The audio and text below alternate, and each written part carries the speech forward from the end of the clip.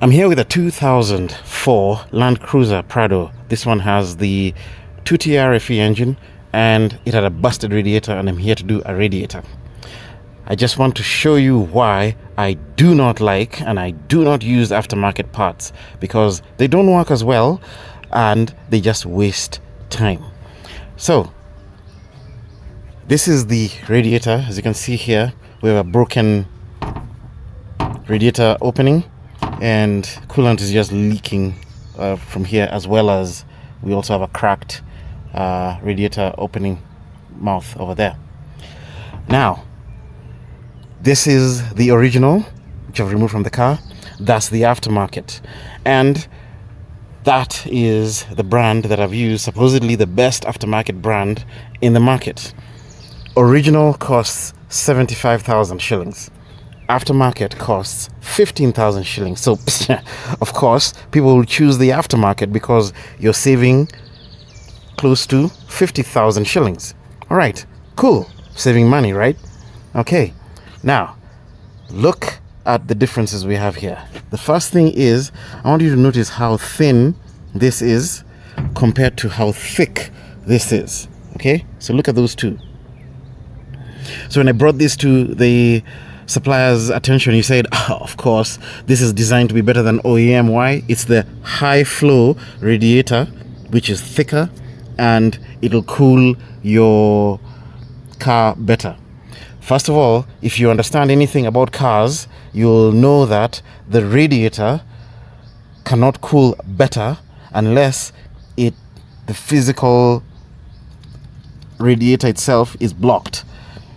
Once the radiator is not blocked, there's no better cooling a radiator can offer. Why? You have a thermostat. The thermostat is going to regulate how much coolant goes into this. So if this supposedly cools more than this, all the thermostat will do is to close and to stop your coolant flow from here. It's a waste of time doing stuff like this. But this is not the only problem with this. Because this is designed like this, it's not just for cosmetic. There's a reason for it. This is the fan shroud, and I want to put the fan shroud on the radiator itself. Look at that, one hand, no problem. It has already sat in its clip point. So that's the clip point down there. That's the clip point down there. Now we also have clip points on this one here and on the other side. Now watch what happens when I try to put the fan shroud on the aftermarket radiator.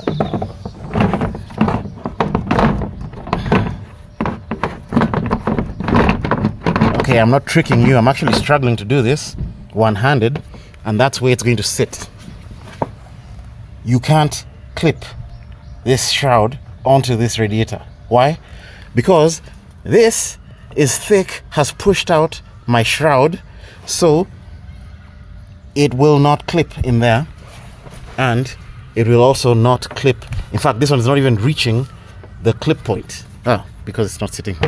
Okay, that's my mistake. All right, you see how far out it is there? So this one is too far out. This one is just on the line. You will not be able to clip this thing in. So you have two choices. You either shave your shroud down, which in essence you're damaging your shroud, or you take zip ties and you zip tie this over here, and in so doing you're going to have noise when you're driving. That is not the only problem we have with this radiator. Okay, I want you to look at the radiator opening. Look at this. So we've got the two notches for the radiator cap. Notice how wide my notches are on the OEM and how narrow they are on the aftermarket. So look at that. That's narrow, and look at that. That is wide. Okay, now because there's a difference, let me take my cap. Look at this. This is the original, and this is the original cap as well. Bam. we've closed, no problem. Let's try put the cap on the aftermarket, and we don't fit. You cannot turn this cap. So what I have to do is to physically take my Dremel tool and widen these notches so that this cap fits in. Oh, we're not done. You see this recess? This recess is higher than this one. So this one is lower. Look at my finger. Okay? So watch where my finger is on this one. Watch where my finger is on this one. So this is higher than that, which means when I manage to get this capped on, you know what it's going to do? It's going to partially depress my valve, and this ceases to be a 108 kPa cap because you've already partially opened the valve. So the pressure release here is going to be at 108 kPa. The pressure release here is going to be less than 108 kPa. Aftermarket stuff. Do not like it. I do not use them for a reason, and this is the reason.